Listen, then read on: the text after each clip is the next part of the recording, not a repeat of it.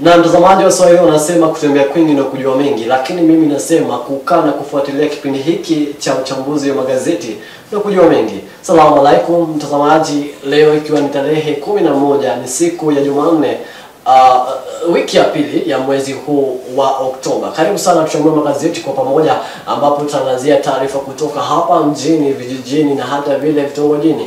Vile vile tutaangazia taarifa ama maudhui ya kimagazeti ya kisiasa, kiuchumi, kielimu na hata maisha ya jamii. Tutaangalia taarifa kwa undani, hasa taarifa zilizoandikwa na vile vile zilizoachwa andikwa. Hivi sasa niko na gazeti la The Daily Nation. A teacher split over SHA medical cover.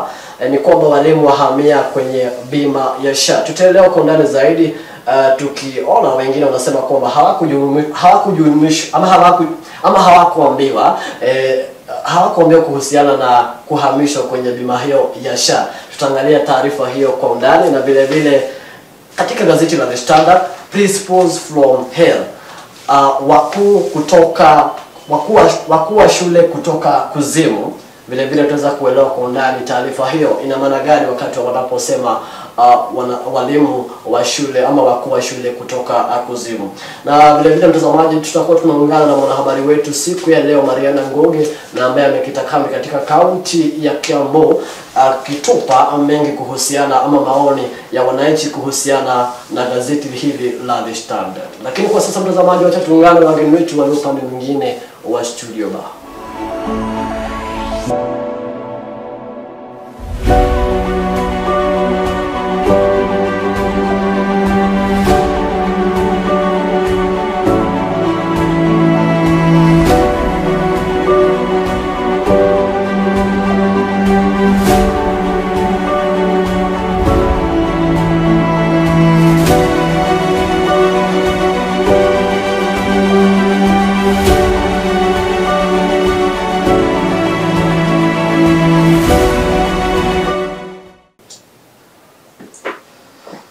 Na mtazamaji, shukrani nazidi kuungana nami hadi mwisho wa kipindi hiki, na vile vile zidi kutufuatilia kupitia mitandao yetu ya kijamii: Facebook on @KingsTV, YouTube Kings Fraternity, TikTok KingsTV_30. Jina langu nafahamika David Jenga, na vile vile kama jinsi nilivyokuwa nimekuahidi, tutakuwa tunaungana na mwanahabari wetu Mariana Ngoge aliyekita kambi katika kaunti ya Kiambu. Siko peke yangu, niko na wageni kwenye studio ambao tutasaidiana kuchambua magazeti kwa pamoja. Good morning. Mko salama? Ningependa tu mimi pia niko salama. Ningependa tukajitambua kwa majina ndio tuingie kwa kwenye gazeti zetu za siku ya leo. Okay, my name is Jane Kithi. I am a reporter and I'm so much happy to be here. Yeah. Okay, karibu sana. Jina langu ni Peter Ikongo. And I am a politician. Kwa majina ni Frida Wanjiko. I'm a radio presenter, na asante kwa kunikaribisha hapa. Okay, karibuni sana. Na bila kupoteza wakati, naomba tuingie kwenye gazeti hili la The Standard, na ambayo mada yake inasema ni Principals from Hell. Ama kwa Swahili tunasema ni wale ama ni wakuu kutoka kuzimu. Sijui ni tuguzie kwamba pia Jane unaweza kutusaidia kwamba kuelewa zaidi kutokana na mada hii yenyewe. Mbona gazeti hili watambue walimu kama wale ambao wametoka kuzimu? Hapa wanaongelea kuhusu the principles. Ikifika mpaka ni mambo na promotion, unapata kuna corruption. Then bado wa principles kuna wenye wananyanyasa walimu. Hata kuna mwingine nimesikia amesema yeye alifanya kazi ya walimu, lakini hawezi advise mtu mwingine afanye hiyo kazi. Hata Mungu akimsaidia anaweza andika kitabu, a very big book, andike kusema maneno yenye amepitia huko kwa TSC. So anasema hawezi advise mtu yeyote afanye kazi kwa TSC. Heri uende ufungue biashara yako, uanze biashara ufanye kuliko kufanya hii kazi. So our principals wanaonekana wenye wananyanyasa au walimu wako chini yao. Ikifika ni promotion, kuna corruption, mara na inaitwa tribalism. Wanaangalia tribes that you can promote anyone. Okay. Nikisoma kidogo tu jinsi wameandika ni kwamba corruption and tribalism, high-handedness and biased promotion have become familiar ills in schools. Still, this malpractice are not introduced by junior staff or student but by those entrusted with running the institution. Ni kwamba wamewatambua kama wakuu wa shule, wana principals, kama watu ambao wamezembea kwenye kazi zao. Hivi unaweza kueleza kwamba ni nini hiki ambacho kinachangia katika kuzembea kwao kwenye kazi, kwenye kuongoza mashule? Unapoangalia principles, kwa sababu imeandikwa principles from hell. Inasemekana kuwa hell ni mambo ya shetani. So inasemekana how principles wanafanya devil's things. Na inasemekana kuwa how principles inasemekana they don't even respect walimu wao wadogo. Sasa hapo ndipo sasa inasemekana they are hells. Kumbuka hadi maendeleo unapoangalia hadi shuleni kunasemekana some of the principals they are not in charge, wamekuwa sasa watu wa devils. That why gazeti ya The Standard kama umesoma vizuri imesema walimu wamekuwa kama sasa walimu wakuu wamekuwa sasa ni kama mashetani, hakuna maendeleo hadi wanafanya. Sasa hapo ndipo The Standard wameweza kuongea sana. Sijui Fred utasemaje kuhusiana na kwamba tunaona kumekuwa na ripoti nyingi sana kuhusiana na zile tunasema ni shule hewa ambao wamekuwa wakipokea pesa zisizo za ama pesa za, yani mashule wanapokea pesa shule ambazo haziko. Vipi utasemaje kuhusiana na jambo hilo? Linahusiana na hii ambayo tunasema kama ni principles from hell? Mimi naweza sema inahusiana na hiyo the principles from hell. Juu unapata hawa principles ni viongozi wakubwa kwa shule. Sasa unapata like wanaona wenye wako chini yao si watu wa maana vile. Na pia kwa the government inaweza kuwa wanahusiana sana na hawa principles. Unapata pia wanapeana hizo pesa kwa mashule yenye haziko, shule zenye haziko. Okay, unajambo la kuongeza? Niongezee niseme ati mimi naweza sema government unaweza kuwa wanafanya hiyo kitu intentionally. Unajua kuna venye unaweza niambia una lead watu, then kuna hii county kuna anaitwa nini mwenye amesimamia shule amesimamia hizo shule. How comes ajui shule zenye ziko kwa hiyo county, anapeana pesa kwa shule zenye haziko. Okay, vipi kutokana na hawa wakuu ambao wanaambia kuzembea kwenye kazi zao? Hivi unaona kama kwamba sheria ambazo zinasimamia mashule kana kwamba hawazifuatilii au hazina ule uwezo wa kuweza ku control the school? Makosa unaona kama makosa yanaingilia wapi? Of course kuna hii art ya our walimu, lakini haina hiyo nguvu hiyo sijui nitaitaje that what do you call it, haina hiyo nguvu sana. Lakini hatuwezi sema ati ni kwao juu pia ukiwa kama principal you know what you are supposed to do. Unajua ufai kunyanyasa hao walimu wengine. Unajua ati ikifika ni mambo na promotion, mtu amekaa hapo for almost 10 years na bado hujampia promotion, then kukuja mwingine juu ni tribe yako unampromote. You understand? Yes, so hatuwezi ingililia sana, it is on the both side. Vipi Mutahi Kongo utasemaje kuhusiana na hilo? Vizuri ametaja sana kwamba wana ule upendeleo kwa kwamba kama unataka kuandikwa kuwa mwalimu ama promotion kuna kile kiwango cha pesa pengine unafaa kukitoa ili uweze kupromotiwa. What is your views ama your recommendation about that story? Sasa according to my recommendation is that even the principals wanafaa wabadilishe. Kwa sababu kama hadi gazeti ya Standard limesema even some principals wanapewa pesa in case sasa wanapewa pesa za sasa tunaweza itaje hizo pesa. Kuna pesa wanapewa za corruption. Sasa hiyo hadi inatajwa hapo, na wengine hadi nyanyasa hadi walimu wale wengine au wadogo. Kwa sababu there is a time nilikuwa nimeona mwalimu mwingine pia akitaka kumdunga mwanafunzi kisu. I think it was in Kisii. Even that bado imeongelelewa hapo. That why inaitwa the principles from devils. Okay, hiyo ni kweli. Baadhi tumeona hayo mambo yakifanyika.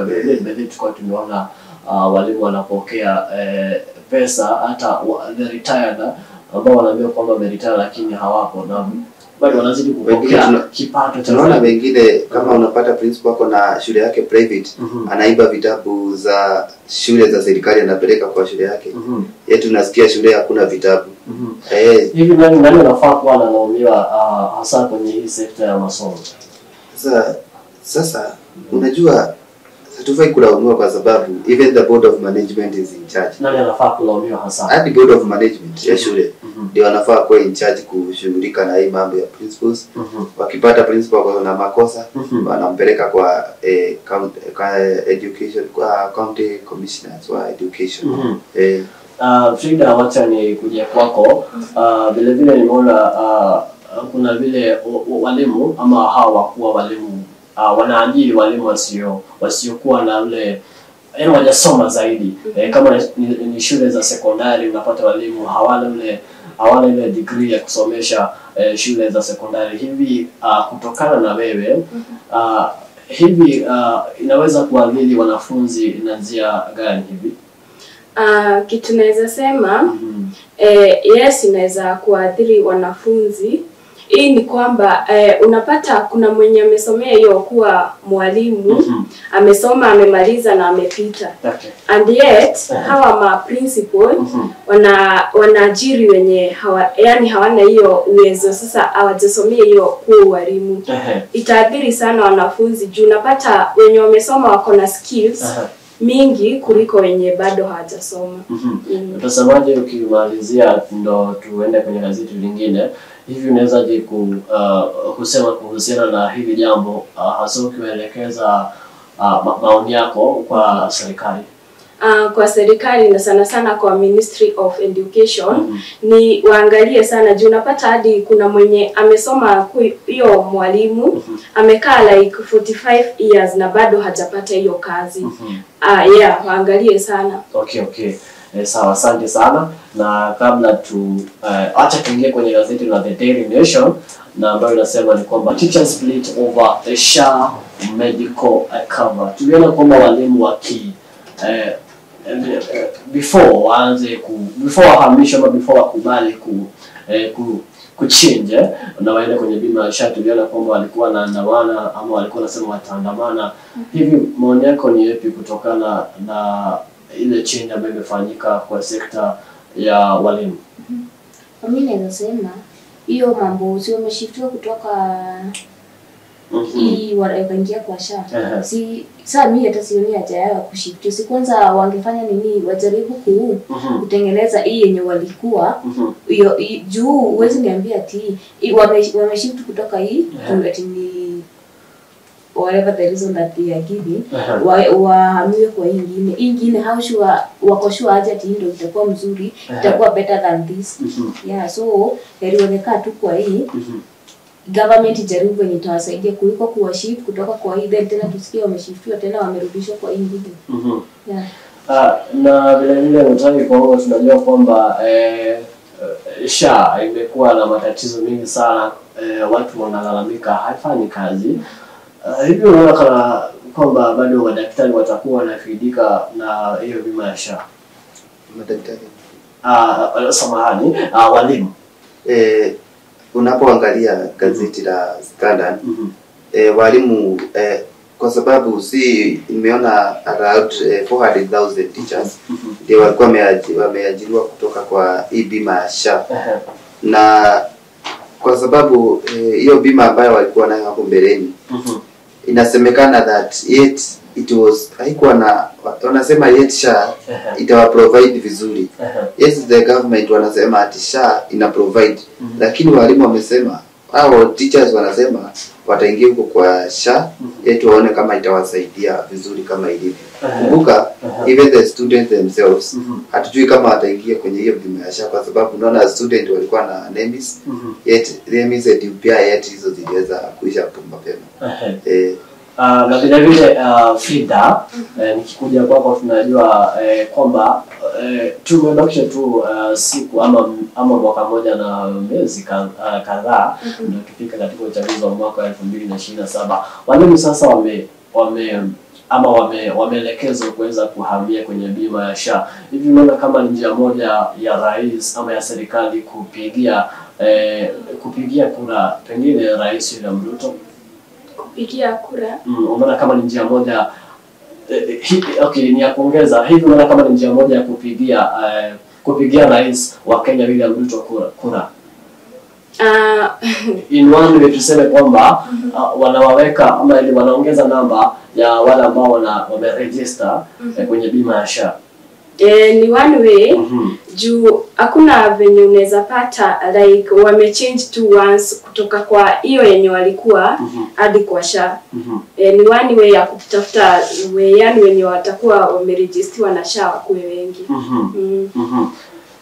Na unataka kwa unaamini kwamba bima ya SHA bado inafanya kazi wewe kwako binafsi? Hapo sasa unajua bima ya SHA tunaambiwa inafanya kazi. Kwa sababu hadi president anasema ati inasaidia watu wengi. Kuna wengine wanasema inawasaidia, wengine wanasema haifanyi kazi. Lakini kumbuka inasemekana SHA kwa sasa imetumia around sijui I think 1.4 billion. Lakini sijui kama ni ukweli. Lakini inasemekana inafanya kazi. Hatuwezi linganishwa na NHIF. Kumbuka rais alisema alileta bima ya SHA kwa sababu aliona itamsaidia Mkenya wote. Ndivyo alisema, sijui kama NHIF ilikuwa inamsaidia Mkenya wote. Hivyo ndivyo rais alisema kuhusu SHA. So kwa maoni yangu mimi nilivyomuona alisema SHA iko sawa na inafanya kazi. Kumbuka hadi waziri wa Health and Duale alipokuwa kwa bunge alisema pia SHA inafanya kazi na iko sawa kabisa. Government wanasema inafanya, wagonjwa wengine wanasema imefanya, lakini kuna bado wagonjwa wengine wanasikia bado haifanyi. Unaenda hospitali hakuna matibabu, unaambiwa sijui kwenda SHA, unaenda umeregister, sijui after umeregister unaambiwa sijui ngoje for some months so that you can work. So for some it is working, but for others the government wanapeana information different from the people related to people. Alright. Naona kwamba wale ambao wamejisajili katika bima ya SHA ni watu milioni 27.2. Ila tu jambo ambalo sijui kwamba wanafaidika kutokana na hiyo bima ya SHA. Anyway, wacha tuingie kwenye habari nyingine. Ni police hiring stopped by the courts again.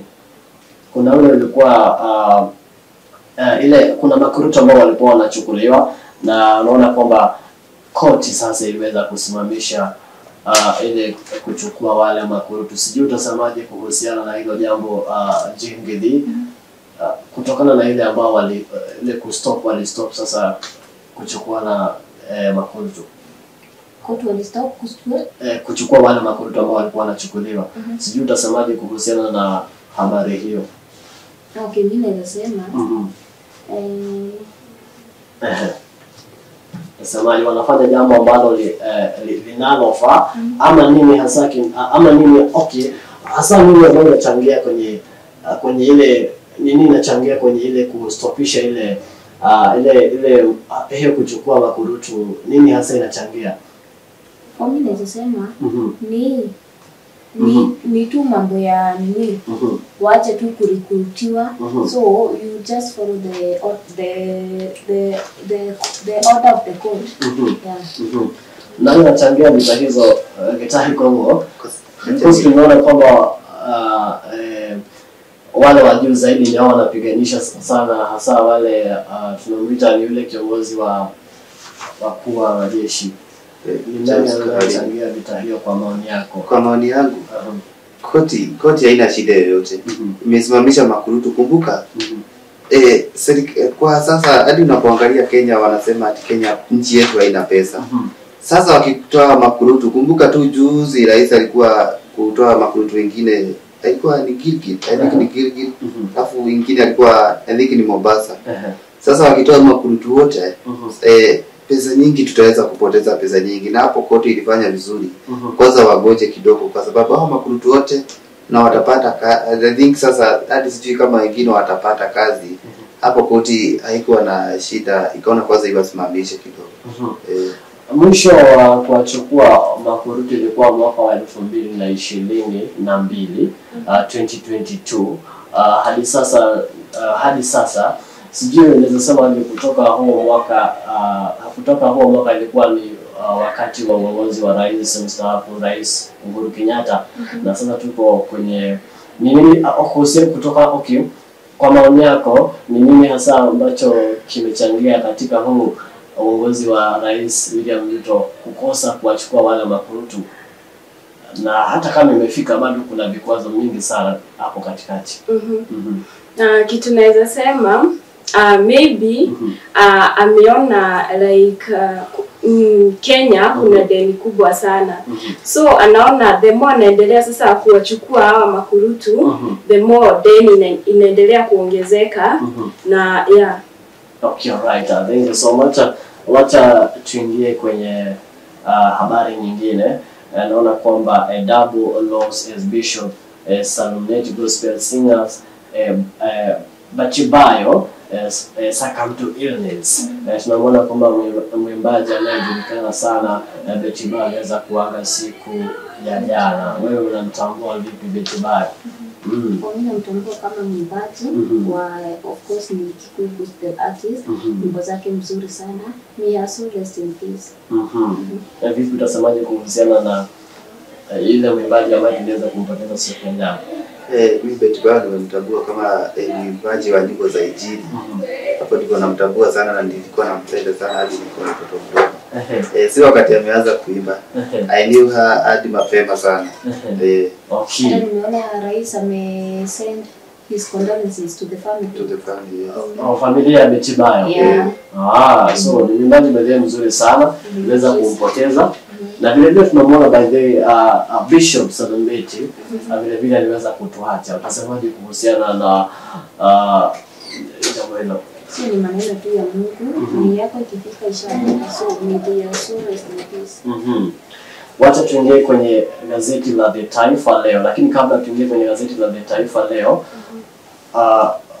tupe tu hivi wewe nyimbo za Bachibayo vipi, pengine ama umesaidika vipi ama umeona umebenefit na nini na mwimbaji huyu Bachibayo? Mimi naweza sema kwa nyimbo zake ukisikiza vizuri zinakuanga na certain message that anajaribu communicate to the people. So for me I can see when nazisikiza I watch them the time yenye niko busy maybe nafanya kitu, I just listen to them. Yeah, so they just bless me. Okay, acha tuingie kwenye Taifa Leo na naona kwamba Ruto ajipigia debe. Anasema kwamba ambia Jazila kuwa ametokomeza njaa nchini, akafainisha sekta za afya na elimu na kupambanua demokrasia. Nikisoma tukijua nasema kwamba rais adai kuwa serikali yake haijawahi kuhusika katika utekaji nyara wala mauaji kama yale ya Mto Yala, huku akishikilia amri yake kwa polisi kuwa wapiga washukiwa na uhalifu risasi kwenye mguu. Asema amemaliza uhaba wa chakula, akapanua sekta afya na kunyoosha elimu. Pia aashiria kutilia shaka asilimia kubwa ya ushindi wa Rais Samia Suluhu wa Tanzania, asilimia 97. Jane, hivi naamini kwamba Rais William Ruto ameweza kusaidia katika uchumi wa hapa nchini Kenya? Katika uchumi wa Kenya? For me, naweza sema bado not yet. But we hope hii miaka ingine iko atahakikisha amesema kwamba uchumi uko sawa kulingana na yeye sasa. Kulingana na yeye uko sawa, lakini what about the people, to the Kenyans? Anasikiza wa Kenya venye wanasema mambo na taxes, venye taxes iko juu, ukifika ni mambo na mafuta venye nini iko juu, education, health. So wanafaa asikize tu ground, lakini on the other hand tunaweza sema amefanya mambo juu obvious. Hata kama mtu ni mbaya aje lazima kuwe na maneno na mazuri yenye amefanya. So hatuwezi sema ati 100% ati kila wakati ni maovu yenye ametenda. Yeah. Na vile vile niliona kwamba comment kuhusiana na ukulima hapa nchini hasa wa mahindi, na aliposema alisema kwamba kuna umepanda ama umebenefit kwa asilimia 44. Hivi nakubaliana, lakini kwa kukosoa kidogo ni kwamba hiyo ilikuwa ni asilimia ama ni mwaka wa 2019. Is it true kulingana na wewe? Kwa maoni yangu Najua rais hiyo interview alipokuwa hiyo interview huko Al Jazeera. Rais alisema pia ukulima uko sawa na alihakikisha akasema atatoa nchi kutoka third world country to a first world country. Sasa hapo hadi unapoangalia amesema sijui kama itatoka from a third world country to a first world country. Hayakumbuka rais alipokuwa huko Al Jazeera pia alimtetea Rais Samia Suluhu Hassan. Akisema kuwa huko wali Tanzania hakuna yani vita huko. Kumbuka juzi tu Tanzania watu wameuliwa, watu 1800 wameweza kuuliwa. Viongozi wa upinzani pia wanashikwa, wanakamatwa, wanafungwa jela na wengine yani hawapewi ruhusa ya kuwania kiti chochote. Sasa rais alipokuwa huko Al Jazeera alisema pia utekaji nyara hausiki mahali popote. Akasema yeye risasi ya mambo ya kupiga watu risasi ya mguu hausiki hapo. Na alisema regret.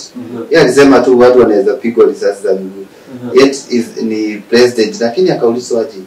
Sasa ukisema watu wapigwe risasi za miguu na katiba yenu ikubali. Akasema yeye ni mtu wa kufuata katiba na anafuata katiba yote. Right. Okay, sawa basi. Na vile vile tuliona kwamba alisema katika masomo walimu 100,000 ambao wameweza kuajiriwa, na vile vile madarasa 23,000, na vile vile aliweza kusema kwamba katika the student fund pia ameweza kuprovide. Hivi naamini kwamba ni kweli alichokisema ama ni kati tu ya siasa tu? Acha tuanzie upande wa madarasa. Alipokuwa Nairobi kufunga, kuna wakati alikuwa Nairobi. Alisema alipokuwa upande wa Mathare, alisema kuwa yeye amejenga madarasa, atahakikisha amejenga madarasa 5,000. Hiyo akahakikisha kuwa atahakikisha kila shule imejengwa madarasa mapya ya kaunti ya Nairobi. Sasa sijui ama hapo ndipo anasema madarasa hiyo 23,000. Na pia kuhusu kwa Ford watoto wanafunzi pia na chakula. Hiyo sijui kama bado, lakini labda na support, lakini mimi sijaona. Unajua tumekaribia mambo na campaign. So lazima aanze kupeana kusema mambo yanatafanya. So ni njia moja tu ya kujipigia campaign. Juu hiyo miaka yote at least angekuwa ashatuonyesha ama angekuwa ashafanya. So but we don't know, we never know. We just expect, we look for the best. Vile vile tunaona kwamba amekatana na vijana kutekwa nyara, na vizuri zaidi tunajua kwamba hadi kuna bado still wazazi wanalalamika. Kuna wale watoto ambao walipotea na hadi sasa hawajapatikana. Hivi unahisi kwamba Rais William Ruto alidanganya? Kuhusiana na utekaji nyara, hiyo nayo ni ukweli. Juu ulipata wakati kulikuwa na maandamano, ni watu wengi sana walipotea. Na yet hadi kwa saa hii kuna wenye bado hawajapatikana. Tuliona Ruto amesema kwamba alisimama akawaambia wale ambao kama mtoto wako ametekwa nyara basi mjitokeze. Hakuna yote aliyejitokeza. Anyway, hivi sijui utasemaje, mbona hawakujitokeza? But ni sawa. Bado nasema kwamba asilimia ya juu sana compared to 2023 wale ambao walikuwa wameabductiwa. Tukimalizia tu, utasemaje kuhusiana na taarifa hiyo? Kuhusiana na hiyo ya utekaji nyara, ni ukweli wako wenye umetekwa nyara. Juu pia kuna familia bado haijaipata watu wao kwenye walienda. Yes. Okay. Tukimalizia tu mtahi pamoja kwenye taarifa hiyo. Utekaji nyara huko ya Tanzania huko, Uganda huko, bado Kenya huko. Kumbuka pia watu wetu wa Kenya walikuwa wametekwa nyara huko Uganda. Nakumbuka hadi Rais Museveni mwenyewe alisema alikuwa mwapeleka fridge. Alisema alikuwa mwapeleka fridge.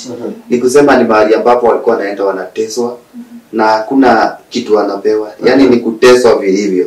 Nakumbuka pia serikali ya Uganda ilikuwa imesema watu wetu hawako huko. Sasa utekaji nyara huko. Na sasa sio hapa tu, pia nchi zingine kuna utekaji nyara. Nchi kama Angola, nchi kama Zimbabwe, bado utekaji nyara huko. Na utekaji nyara sijui sasa tutasemaje, unless sasa kama UN waongee sana kuhusu hizi mambo ya utekaji nyara. Kwa unajua la kuongeza. Aju ulipoangalia sasa kama Museveni hakuwa toa wa Kenya. Inasemekana ni Secretary General wa UN pia Antonio Guterres ambaye pia aliweza kupigia Museveni akamwambia atoe wao wa Kenya huko pia Uganda watoke huko walete nchi yao. Sasa hadi mambo ya Kenya sasa juu watoto wao walipotea, hiyo sasa ni wasahau sasa juu wengine waliuliwa, wengine wakatekwa nyara. Sasa hiyo iliweza kwenda hivi. Okay, asante. Tukimalizia Jena, ache tuingie tu kwa hii swali ya mwisho, malizia na hii swali tu. Kwa asilimia 10/10 unampa Rais William Ruto kutoka aingie hadi sasa amefika, unampa asilimia ngapi kwa kazi alizofanya, nani kwa nini? Okay, mimi nasema sitampa asilimia yote, lakini sitampa asilimia yote, lakini so ina maana kwamba hajafanya kazi yote. Sijasema hajafanya kazi na amefanya kazi. Obvious mambo yenye kama amefanya kazi tuseme amefanya, na kuna bado yenye hajafanya. Hajatimiza yenye alikuwa amesema yote yenye alikuwa ameahidi, hajatimiza yote yote 100%. Najua ameifanya lakini bado hajatimiza yote. Okay. Yeah. Asante sana kwa kuja na kubali wito wangu wa kuungana nami na kuchambua magazeti haya. Shukrani zaidi. Na shukrani zaidi sana mtazamaji wangu wa Kings TV kwa kuwa pamoja nami na kuanza pamoja nami kuanzia wakati tulipoanza hadi sasa tumekuwa tukitamatisha uchambuzi wetu wa magazeti ya sasa. Jina langu nafahamika David Jenga hadi siku ya Jumatatu, lakini siku ya kesho utakuwa unaungana naye Moses Amaka. Kwa hili